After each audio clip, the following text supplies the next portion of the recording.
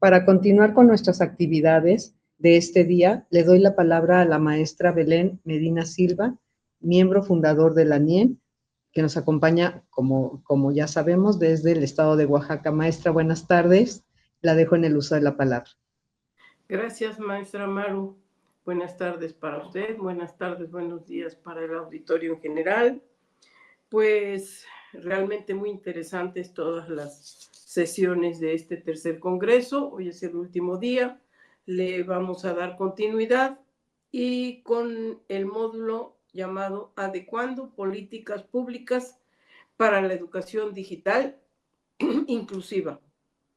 El caso del andar de una hormiga. Este módulo está a cargo de la doctora Magali Martínez Reyes. Ella es integrante de la Asociación Nacional para la Inclusividad en la Educación en México, fundadora también. La maestra Magali es licenciada en Matemáticas y maestra en Ciencias Matemáticas por la UNAM y doctora en Ciencias Matemáticas Educativa por el CINVESTAB del Instituto Politécnico Nacional. Cuenta con postdoctorados por parte de la UNED España, el Tecnológico de Monterrey y el CINVESTAB. Cuenta con el reconocimiento al perfil deseable PRODEP de la SEP. Pertenece al Sistema Nacional de Investigadores y es integrante del cuerpo académico consolidado de cómputo aplicado, reconocido por la SEP. Editora asociada de la revista El Cálculo y su Enseñanza. Miembro de la Asociación Mexicana de Profesionales de la Edición y de la Asociación Nacional, en este caso ANIEM, nuestra propia organización. Es evaluadora de becas al extranjero de proyectos de investigación del CONACYT, hoy CCHTI, evaluadora de proyectos de investigación y material didáctico de la Secretaría de Investigación y Estudios Avanzados de la Universidad Autónoma de México. Profesora de tiempo completo de la licenciatura de Ingeniería en Computación y de la maestría y el doctorado en Ciencias de la Computación de la Universidad Autónoma del Estado de México. Bien, doctora Magali Martínez Reyes, es un gusto tenerla para que nos dé luces sobre esas políticas públicas. Gracias. Muchas gracias, maestra Belén. Para mí es un gusto poder estar con ustedes y tener este espacio para presentarles un poco un proyecto que ha venido poco a poco avanzando a lo largo de los años. Gracias a NIEM lo empezamos aproximadamente hace 3 años y bueno, ahora podemos como ampliar y revisar cómo eso se puede, digamos, enlazar con una parte muy estructural que son las políticas públicas. Entonces, voy a iniciar un poco viendo qué es lo que nos dice la ley, la legislación, toda esta documentación sobre qué es la educación digital, cuál es la política pública sobre educación digital. Se marca que hay unos desafíos de educación digital en México y América Latina, y el doctor Amadeo ya nos dio un panorama enorme de lo que significa esta situación. La brecha digital como brecha social, es decir, no solo tenemos una brecha digital, obviamente, sino que está muy relacionada con la brecha social y como lo vimos en los gráficos del doctor Amadeo, también con una cuestión de economía. También tenemos una desigualdad en conectividad, en dispositivos y por lo tanto en competencias digitales.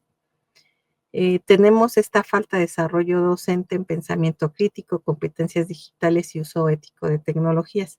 Fíjense que cuando yo vi esta información me llamó mucho la atención porque decía, los profesores en México, sin importar el nivel, hemos estado capacitándonos, ¿no?, en competencias digitales, en tecnología, asistimos a eventos como el de hoy sobre ética en el uso de la tecnología. Es decir, hay como toda una información y a pesar de eso, lo que muestran las estadísticas, lo que muestra la documentación es que seguimos teniendo esta falta de capacitación.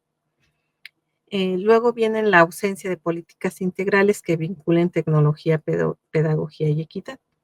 Si ven, todos estos temas han sido tratados en estos 3 días con respecto al evento y al uso de la inteligencia artificial y a todo lo que tenga que ver con tecnología. Entonces, si esos son los desafíos, si eso es lo que podemos leer, ¿qué es lo que también acompaña? Y viene entonces el problema estructural, que ya también lo han documentado, es decir, las políticas que normalmente se quedan en discurso pero no bajan al aula. Y yo creo que aquí no sucede mucho. Es decir, llega una política pública al Estado, bueno, la federación lo emite, llega a los estados los distribuyen a las diferentes instituciones por niveles y en cada uno de los niveles van llegando, digamos, lo que queremos usar, pero se va diluyendo. Y entonces, pues no tenemos ni el término de política, cómo se va a implementar, ni tampoco la infraestructura con lo que lo vamos a implementar. Y no me dejarán mentir ustedes, ahí pueden colocar en el chat, tanto de Facebook como de YouTube, cómo es que están viviendo esa situación estructural o esa limitación estructural en sus instituciones y que no les permite justo desarrollar esta parte de vinculación entre tecnología y pedagogía. Y también tenemos programas dispersos sin continuidad o evaluación. Algo que hemos vivido mucho es que de acuerdo a la instancia política que esté, dictamina lo que el énfasis en lo que quiere, cambia las autoridades, cambia ese énfasis y entonces se va perdiendo lo poquito que se va haciendo en un periodo. Esa falta de continuidad y también de evaluación pues, nos ha llevado a donde estamos en este momento. Ahora bien, si ya hablamos de la política pública sobre educación digital, si además es inclusiva, ¿qué es lo que encontramos? Entonces, otra vez tenemos los principios esenciales, que debe ser esa accesibilidad universal, el famoso DUA, diseño universal para el aprendizaje, la inclusión de estudiantes con discapacidad, que existan herramientas adaptativas y flexibles y el respeto a derechos digitales y protección de datos. Todos estos principios esenciales, vuelvo a insistir, se han tratado a lo largo de este evento y en otros eventos. Digamos que permea en nosotros esos principios de lo que se requiere. Y por otro lado, tenemos unas competencias necesarias. Entonces, aquí hablamos de la alfabetización digital crítica. Creo que todos los asistentes aquí son críticos precisamente de lo que significa esta alfabetización digital. Es decir, que no solo basta tener la tecnología, sino para qué la vamos a usar y cómo la vamos a usar. Debe haber una comprensión lectora en entornos digitales y aquí lo voy a enlazar un poco también con lo que vimos en los primeros días. No solo no leemos en físico, tampoco leemos en digital, nos cuesta trabajo y indicadores de comprensión lectora son importantes en estos últimos medios. Por eso el proyecto que presentó el doctor Macario sobre el ISL es muy importante en este aspecto. Y las competencias socioemocionales para interactuar en entornos virtuales. Si ustedes lo pueden ver, nos sentimos solos cuando estamos en los entornos virtuales, porque estamos muy acostumbrados a la relación personal e interpersonal. Pero los jóvenes ya están más habituados a entornos virtuales por todo lo que han manejado en tecnología, pero además por este periodo tan intenso que tocó de COVID. Entonces, si bien hemos avanzado, la verdad es que todavía falta mucho en este aspecto de cómo generar estas competencias socioemocionales. Con este panorama, tanto de la educación digital como de la educación digital inclusiva, vamos a hacer un ejercicio de cómo se supone que se adecúa una política pública. Y hay 5 pasos en este aspecto. El primer paso dice que debemos realizar un diagnóstico fino. ¿Qué significa eso? Mapear necesidades por comunidad, no por estado completo. Supongo que cuando les ha bajado alguna política pública, ustedes dicen, pues es que esto cómo lo voy a hacer en mi entidad, ¿no? O cómo lo voy a hacer en mi escuela. Entonces, lo que se observa es que se necesita, realmente si queremos esta adecuación de la política, se necesita saber cuál es la necesidad de la comunidad. Y aquí voy a iniciar con el caso del andar del hormiga. Nosotros en educación superior partíamos de que requeríamos que los estudiantes lograran representar la realidad con funciones, que no vieran a las funciones como algo exclusivamente matemático, sino como esta relación que existe de muchas variables en los fenómenos sociales, físicos, naturales, y que los muchachos pudieran representar. Entonces, junto con el doctor Miguel Delgado de la UNED, se desarrolló esta actividad que de inicio es muy simple. Traza un cuadrado, elige un vértice y piensa que una hormiga va a caminar alrededor de todo el cuadrado. La hormiga, es una hormiga ideal, va a avanzar siempre, no retrocede, no le interesa el tiempo y no le interesa la velocidad. Lo único que interesa en esta actividad es su andar, es decir, el recorrido y medir distancias. Si ven, el planteamiento es relativamente sencillo. Cuando empezamos a hacer la actividad fue muy interesante porque nos dimos cuenta que originalmente se había pensado para que los estudiantes lo pudieran hacer de nivel superior, lo pudieran hacer en un medio tecnológico, en computadoras, dado que las universidades contaban con computadoras. Y nos fuimos dando cuenta que había 2 limitantes. Por un lado, no siempre se tiene computadoras o no sirve. Y por otro lado, los estudiantes no necesariamente tienen esa competencia para hacer diseño y modelación en computadora. Entonces tuvo que cambiar y migrar eso a las condiciones que teníamos. Y estas imágenes que ven ustedes son esas condiciones. Había escuelas donde queríamos sacar a los chicos al patio y bueno, no había patio, ¿no? Había pasto. En donde había patio no necesariamente estaba todo uniforme. Y entonces decidimos empezar a usar otros medios, por ejemplo, hojas cuadriculadas, hojas blancas, doblar hojas. Lo importante era al final tener un cuadrado sobre el cual trabajar. Y además empezamos a tratar de que la actividad no solo fuera para nivel universitario, sino empezar a regresar porque encontramos que había muchos conceptos que los estudiantes universitarios no manejaban para poder abordar el problema. Entonces, el segundo paso de esta primera fase dice que hay que recoger datos de infraestructura, de habilidades, de cultura escolar y de resistencias. Aquí fue muy interesante porque cuando hablamos de infraestructura, ustedes ya notaron que cambia para cada institución. Habilidades, teníamos el problema de que no todos los estudiantes manejaban todo lo que necesitábamos. Y entonces tuvimos que generar un listado de herramientas, es decir, con qué vas a trazar, con qué vas a medir,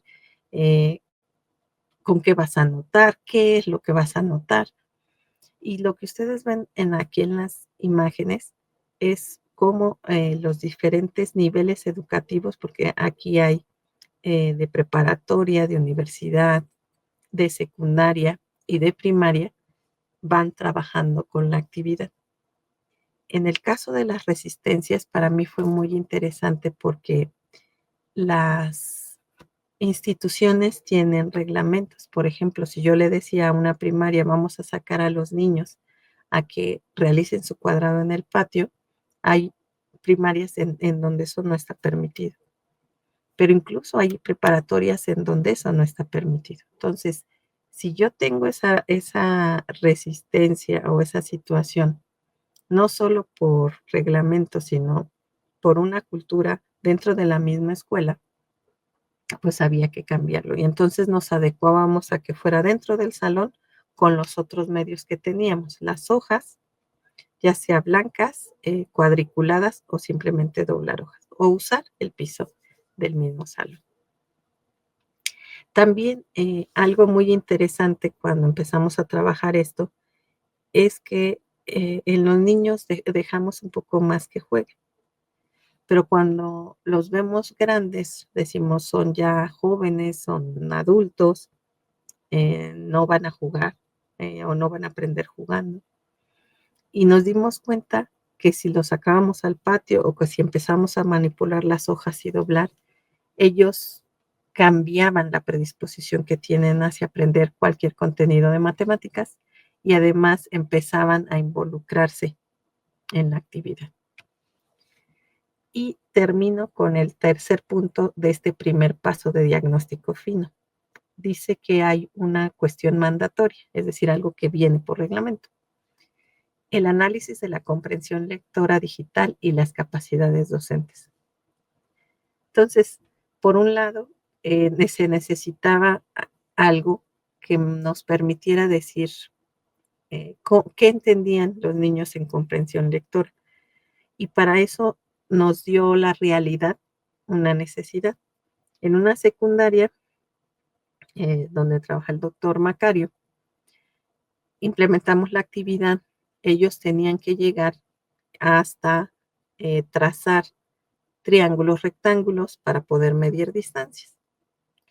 Y veíamos que no avanzaban.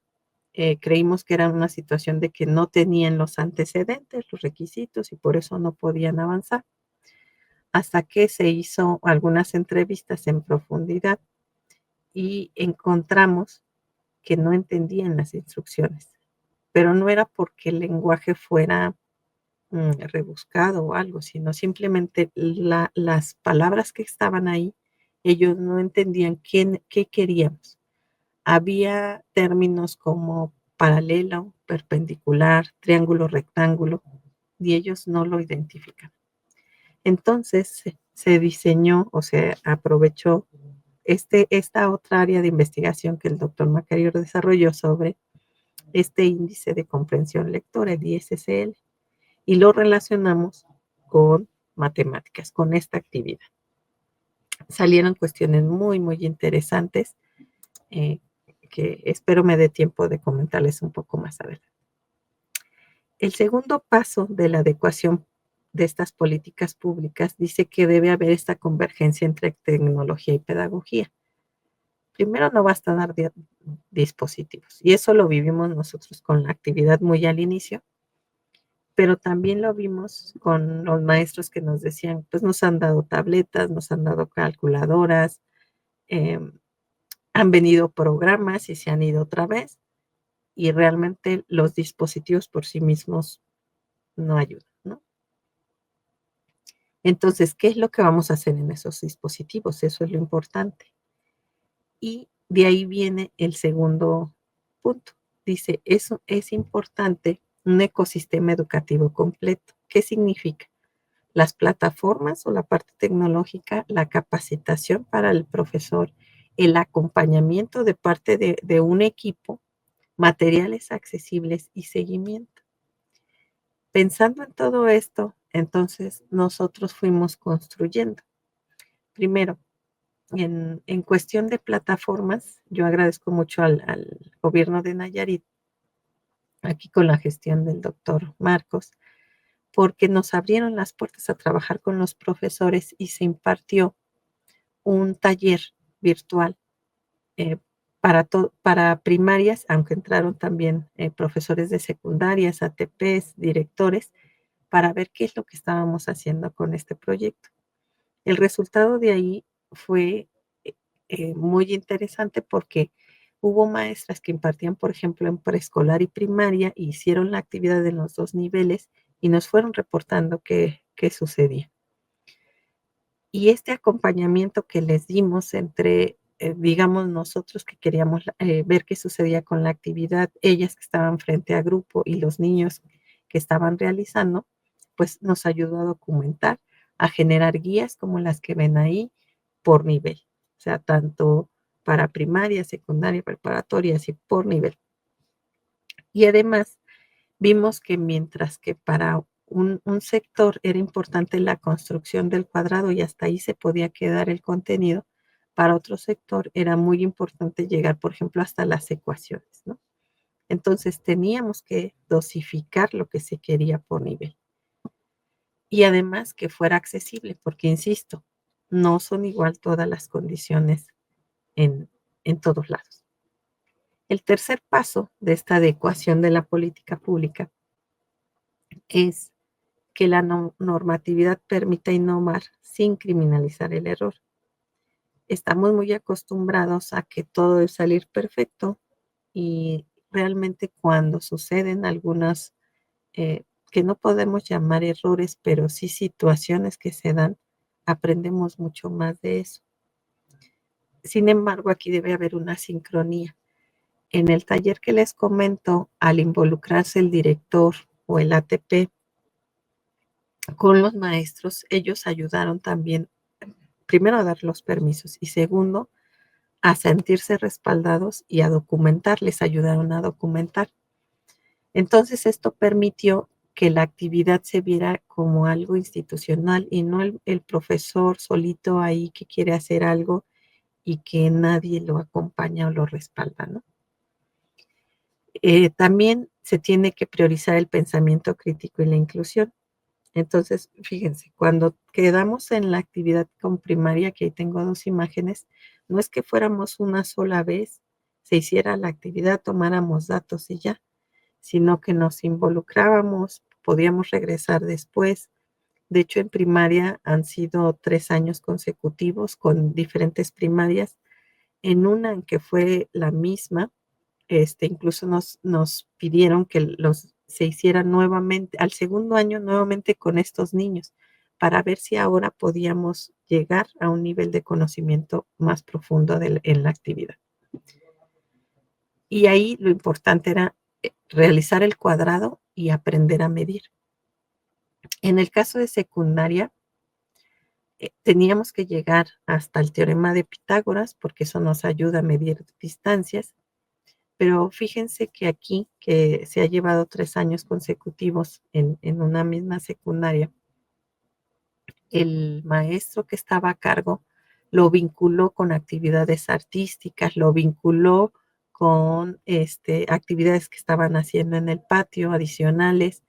Entonces, una actividad que nació, digamos, pensado en ver contenidos matemáticos, se fue integrando a los desarrollos y las actividades que el mismo profesor tenía de acuerdo a su institución, de acuerdo a su entorno y al tema que estaba viendo. Cuando lo hicimos en preparatoria nos sorprendió mucho, pues, esa rigidez que existe en algunas preparatorias, no dejaron que los jóvenes salieran al patio. También ese control que se necesita, porque no sé en dónde están ustedes, pero hay algunas preparatorias que tienen hasta 50, 54 estudiantes en un aula y entonces para el profesor el control del grupo es prioritario. Y bueno, pues se hizo la actividad dentro del salón únicamente con hojas. Y nos pasamos al tercer paso. Dice que en el tercer paso lo que tenemos que hacer es incentivar innovación educativa a nivel local.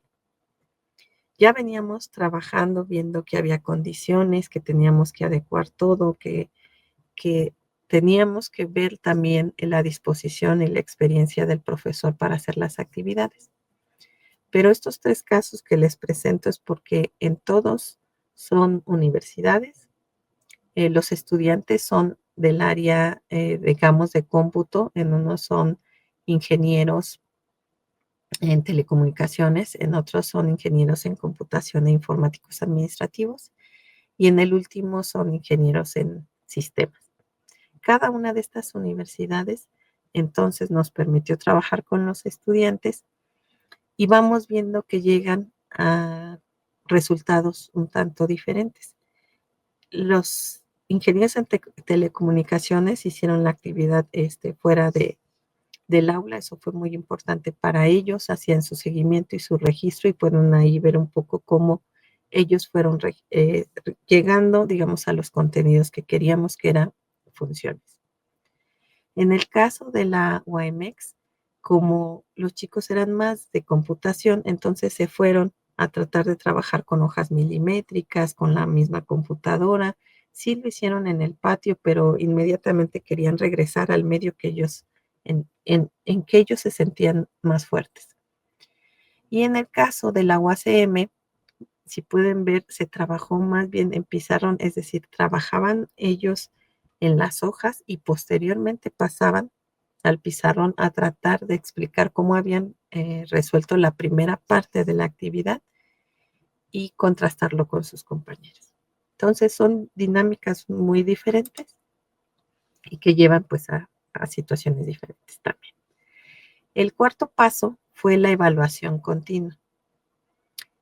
Aquí es importante que todo lo que hagamos en términos de adecuación tenga un esquema de evaluación porque es lo que nos permite buscar mejoras, ¿no? Aquí tenemos primero que hay que buscar indicadores centrados en el aprendizaje, no solo en cobertura. Esto es algo que supongo que ustedes también han peleado mucho porque nos piden datos, estadísticas, quieren que implementemos programas, que demos reportes, pero lo están viendo aquí a nivel general y nosotros tenemos el compromiso de ver con nuestros estudiantes su avance en aprendizaje y lo queremos ver local y necesitamos el tiempo y el espacio para trabajarlo local. Y la otra es la importancia de instrumentos de diagnóstico como el ICCL. Aquí voy a retomar el ICCL primero por lo que nos dio al inicio, por eso comentaba que el proyecto ha ido evolucionando, y cómo ahora ya se tiene la app que se generó con la ayuda de inteligencia artificial que les presentó el doctor Macario, y que tiene un módulo que nos ayuda justo para la parte de matemáticas con los contenidos de la actividad del andar del hormiga. Y también en ANIEM, que yo estoy, insisto, muy agradecida de este foro que nos permite compartir con otros y ver que no estamos muy solos, que podemos hacer cosas en conjunto y colaborar y hacer esta sinergia. Hay un blog donde se subieron videos de lo que los compañeros docentes como ustedes y como yo vamos haciendo y que podemos compartir, ¿no? Entonces, los instrumentos de diagnóstico y centrar el aprendizaje en donde estamos nos ayuda mucho. Voy a pasar al cuarto paso, que es la evaluación. El cuarto paso de la evaluación continua viene la retroalimentación que regrese al sistema para hacer esa mejora continua.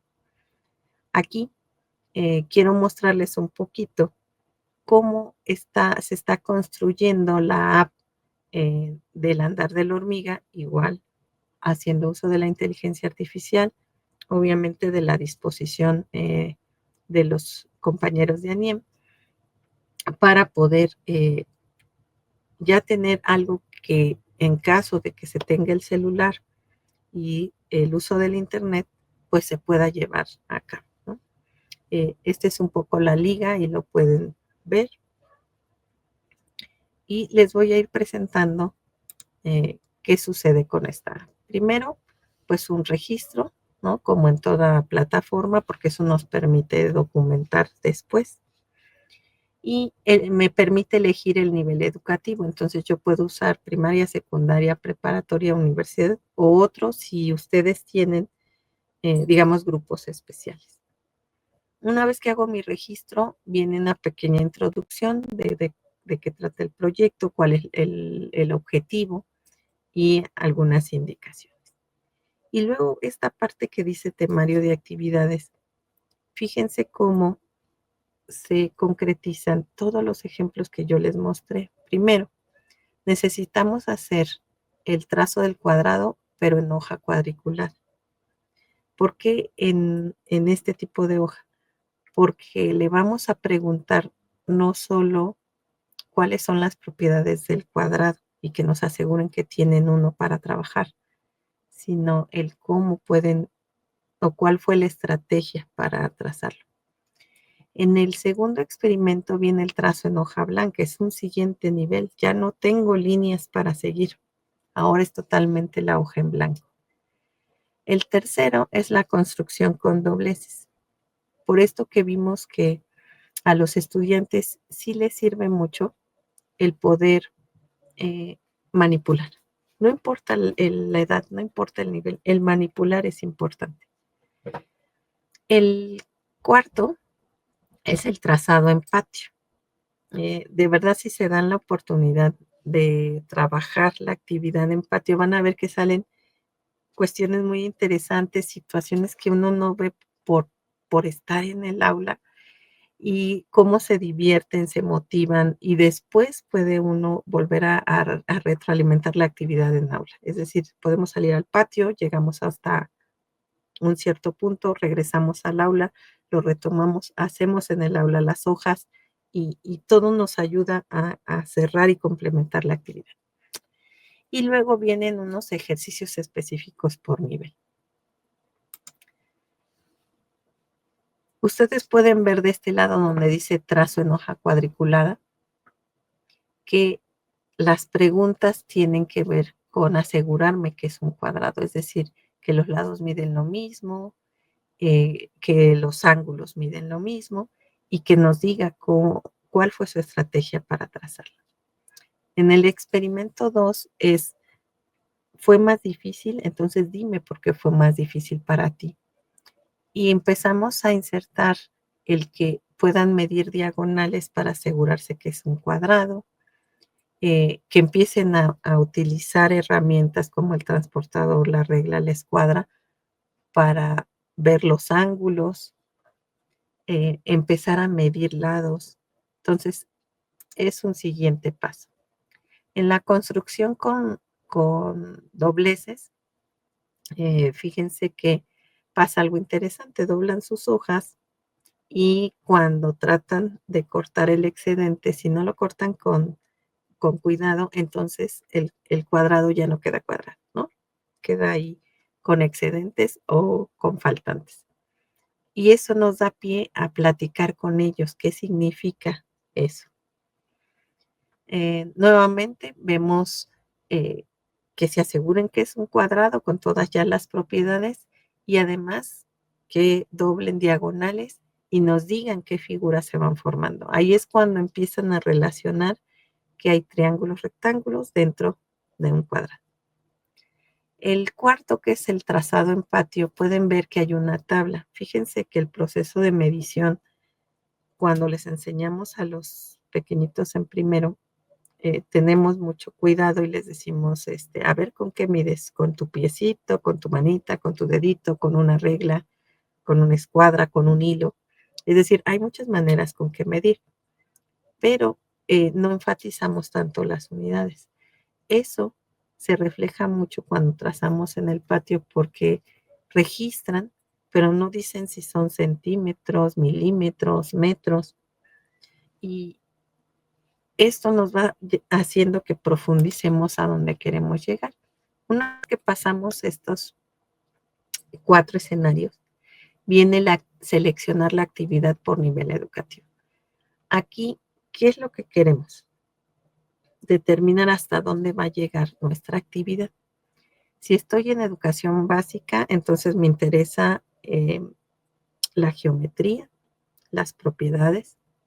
Si estoy en secundaria, tengo que ver triángulos para poder llegar hasta el teorema de Pitágoras. Si estoy en preparatoria, yo necesito ya que midan y grafiquen. Y si estoy en la universidad, necesito que lleguen a expresiones algebraicas y variaciones. Entonces, dependiendo del nivel, será hasta donde quieran llegar. Una vez que uno selecciona, se van haciendo las preguntas detonadoras, pueden ir escribiendo, capturando lo que opinan y además nosotros podemos ir monitoreando qué sucede, ¿no? Aquí lo interesante es que una vez que terminan sus actividades por nivel educativo, existe la función de evaluación con IA. ¿Qué hace la IA? Primero, pues ha ido entrenándose, porque las primeras veces que nos contestaba nos hablaba de velocidades y tiempo y fórmulas, que nosotros no queríamos eso, porque dijimos que el andar de la hormiga no contempla esas variables. Y poco a poco esta inteligencia ha ido entendiendo, aunque el término no es correcto, pero vamos, ha ido limitando las respuestas a lo que nos necesitamos y me genera un reporte, es decir, me dice, ¿no? Qué es lo que observa y me genera el resultado. Eso es algo muy valioso para nosotros como profesores porque es una evaluación y nos da luces de hacia dónde debemos encaminar, por ejemplo, lo que se requiere para apoyarlos. Aquí voy a hacer una pausa. Ustedes dirán, bueno, pero me estás hablando de matemáticas y estamos en políticas públicas. Quiero que veamos que estamos haciendo un recuento, es decir, yo tengo una política pública respecto a qué es lo que interesa, cuáles son los lineamientos, cuáles son las estrategias, y tomo un caso que parecería estar quizás hasta fuera, podrían decir ustedes, de los temarios o los planes de estudio, pero cuando uno se detiene a ver la actividad, entra en lo que la nueva escuela mexicana está diciendo, que nosotros lo adecuemos a nuestras condiciones, a la infraestructura, a lo que nos interesa y que no sea solo matemáticas, ¿no? Bueno, entonces voy a hacer recuento. El caso del andar de una hormiga, ¿cómo funciona como ese caso de política pública a pequeña escala? Primero es una actividad simple que nos va a revelar obstáculos epistémicos en matemáticas y en comprensión lectora. ¿Sí? Porque yo ya tengo un diagnóstico de por qué no pueden realizar la actividad o qué son esos conceptos previos que no han logrado adquirir y por eso no pueden avanzar. Pero también si el problema no es propiamente con la matemática, sino con el lenguaje. Entonces tengo dos diagnósticos y puedo detectar obstáculos. Luego doy un recurso que me permite, además de diagnosticar, transformar ese diagnóstico, porque puedo trabajar y entonces avanzar. Y además es un ejemplo de cómo no se requiere un proyecto y una inversión extrema para hacer cambios reales en este caso. Entonces, en la imagen ustedes pueden ver, por ejemplo, esta gráfica. Nosotros lo que queremos es que lleguen a eso, a una función periódica que no sea seno y coseno y que además es por partes y que tienen las expresiones matemáticas que ustedes ven ahí. O sea, eso es lo que quisiéramos que lleguen los alumnos de nivel superior. La imagen que está en medio es a lo que realmente llegan. Es decir, esta es nuestra trayectoria ideal y esta es nuestra realidad. Y además, si ven la última imagen donde está registrado las medidas, pueden observar que tenemos cuestiones de aritmética básica que nos obstruyen el poder llegar a donde queremos con la actividad. No se registran centímetros, tenemos dificultades para manejar decimales y para realizar incluso una raíz cuadrada. Entonces, tenemos que intervenir. Si realmente queremos hacer algo, tenemos que intervenir con esas condiciones. Ahora, este caso del andar de la hormiga, ¿por qué funciona como una política pública a pequeña escala? Porque si yo veo como lección de política de caso, observo que esta inclusión comienza con observar los pequeños detalles. Yo estoy viendo qué sucede con mis estudiantes en un entorno que yo tengo a cargo, que es mi aula de clase, y donde tengo recursos a mi alrededor. Entonces ahí empieza la intención de inclusión. Siempre hemos dicho que las políticas deben nacer de lo que pasa en el aula y no al revés, pero damos muy pocos ejemplos a veces. Entonces, este caso de la hormiga, por eso les comentaba, nos permitió empezar como una actividad pequeña y luego mostrárselo a autoridades que estuvieran de acuerdo en que se trabajara y los maestros participaron. Y se quedaron únicamente aquellos que querían realmente hacer algo, que no iban por una constancia, que no iban porque los hubieran mandado, o sea, que realmente querían hacer intervenciones en sus aulas. Y luego, estas pequeñas innovaciones que las vamos probando, que con ayuda de todos vamos complementando, son escalables. Y sabemos que pueden transformar sistemas más complejos y más completos. Y la metáfora, pues es que al igual que una hormiga va construyendo caminos invisibles y duraderos, vamos construyendo, con este caso, pues una política pequeñita dentro de un espacio. Además, bueno, nosotros empezamos, por eso decía, hace 3 años, queriendo saber si los estudiantes manejaban lo que era una variable, un dominio, un rango, si podían relacionar variables, si sabían lo que era una función, si podían hacer una gráfica, si sabían el teorema de Pitágoras.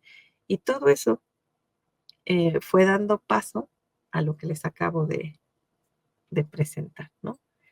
Y entonces, esta actividad pues se adapta a estudiantes de los diferentes niveles educativos, como ya les mostré. Ya incluso les diría desde preescolar, pasando por todos a universidad, hemos hecho ya en posgrado, y además se adecua a las condiciones institucionales y a los diversos materiales. Es decir, si alguien dice yo no tengo computadoras, bueno, ¿qué es lo que tienes para trabajar? Hojas, con hojas no, bueno, pues está el patio, y si no, pues buscamos figuras que ya existen dentro de la institución trazadas, y que yo a veces les digo a mis estudiantes, a ver, vamos a ver si la loseta que está aquí, pues es cuadrada, ¿no?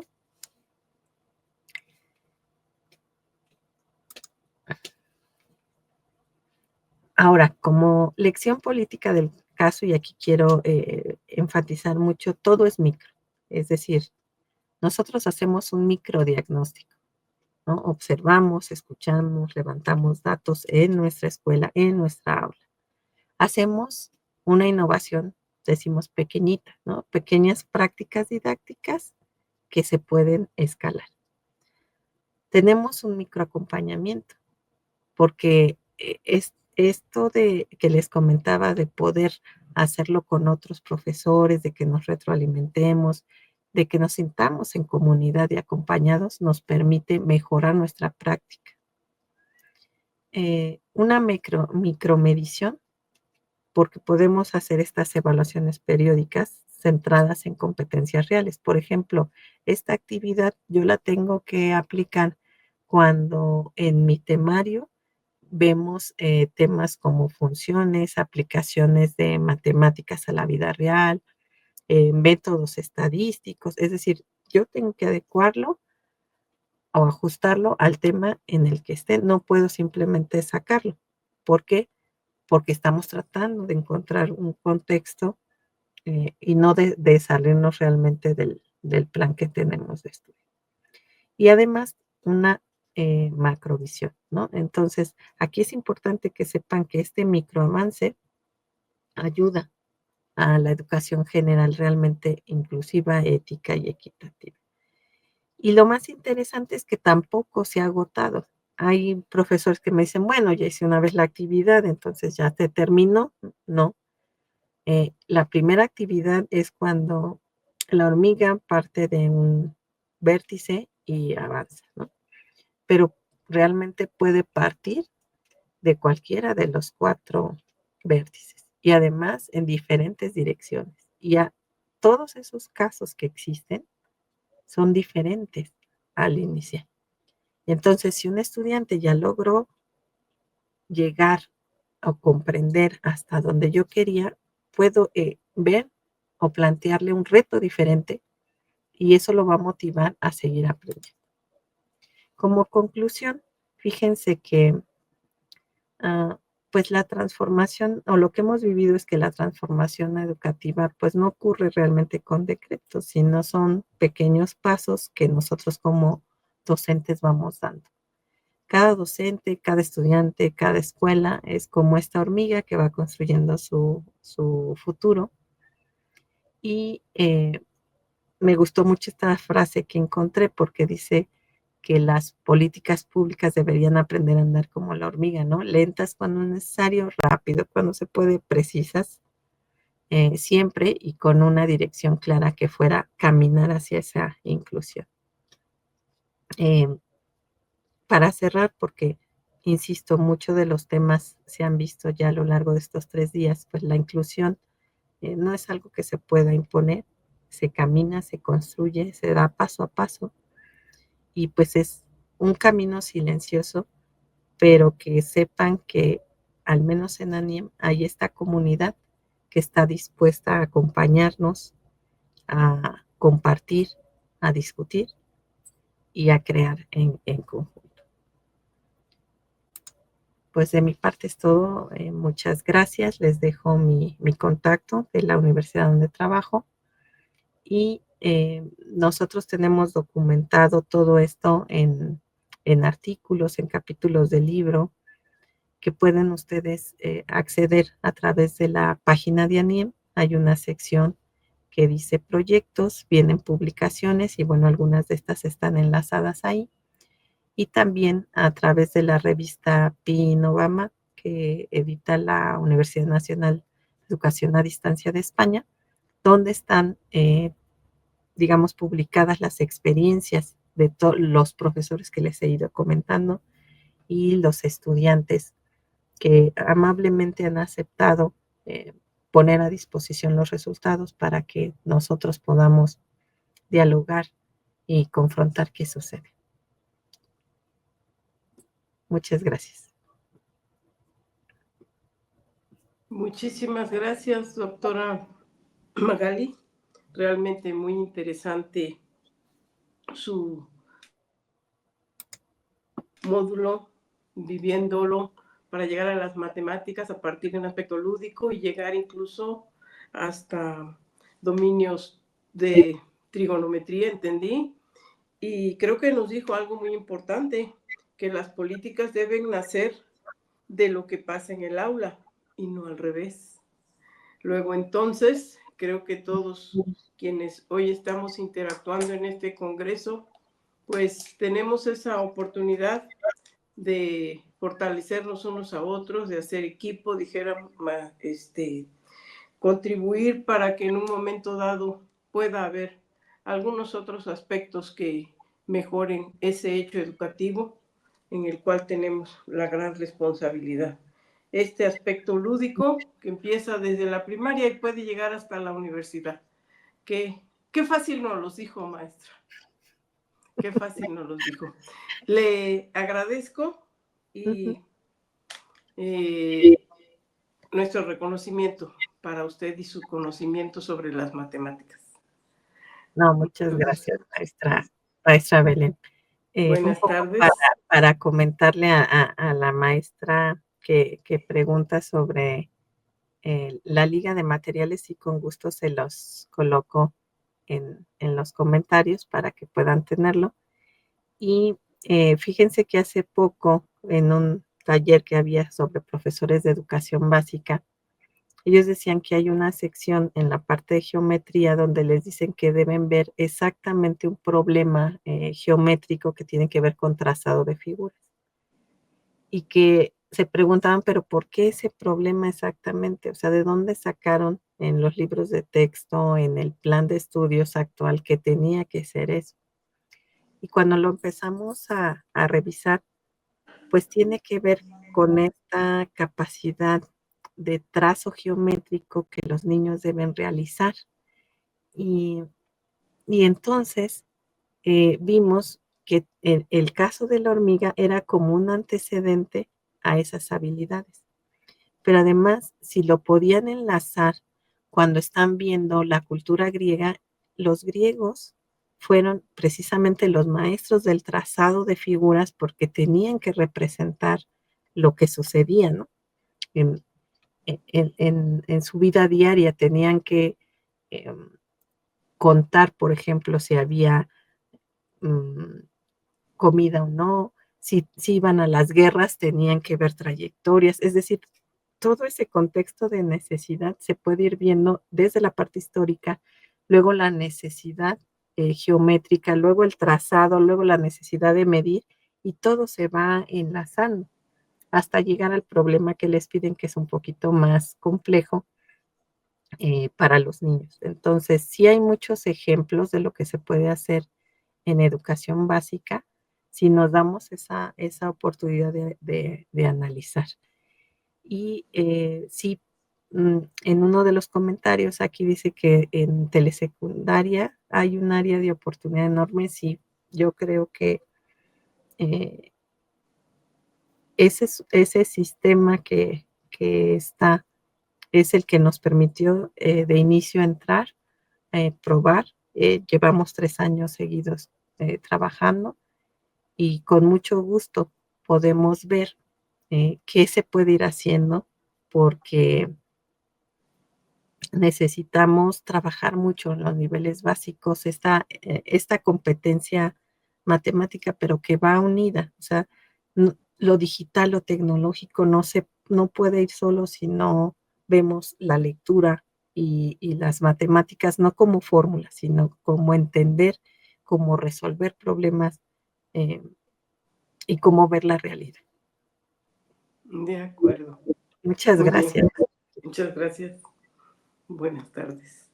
Y bueno, pues, estimados colegas, profesionales, académicos y entusiastas de la educación, con la relatoría y esta significativa ceremonia de clausura, pues concluimos oficialmente este tercer Congreso Internacional Virtual sobre la Inclusividad Educativa. Han sido 3 días intensos de profundo diálogo y reflexión crítica, donde hemos explorado el impacto transformador de la revolución digital, la inteligencia artificial y las nuevas narrativas en la educación. Agradecemos sinceramente, de verdad, su presencia y participación activa. Ustedes son la evidencia de que la comunidad educativa está lista para enfrentar los desafíos de equidad y acceso que plantea la interconexión global. Hoy cerramos 3 días donde la revolución digital, la inteligencia artificial y las nuevas narrativas se encontraron con lo más valioso de la educación, ustedes. En cada conferencia, mesa de diálogo y taller, comprobamos que la inclusión no se decreta, se construye escuchando, compartiendo y sumando miradas. Vimos que la inteligencia artificial puede ser una herramienta poderosa para personalizar, apoyar y abrir caminos, pero solo cobra sentido cuando se une el compromiso humano de quienes enseñan, investigan y acompañan. Este congreso nos deja una certeza: la educación del futuro será inclusiva solo si la tecnología y la humanidad pues caminan juntas. Ustedes lo han demostrado con su presencia, sus preguntas y su deseo de transformar sus espacios educativos.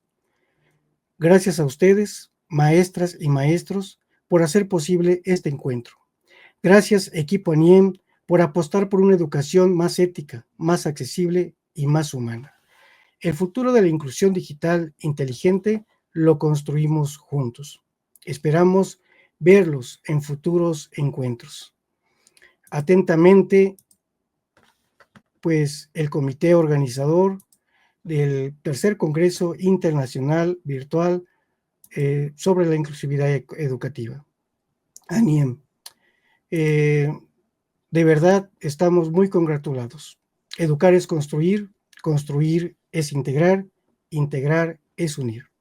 Muchas gracias, y aquí estamos como equipo ANIEM, y pues bienvenidos y hasta la próxima.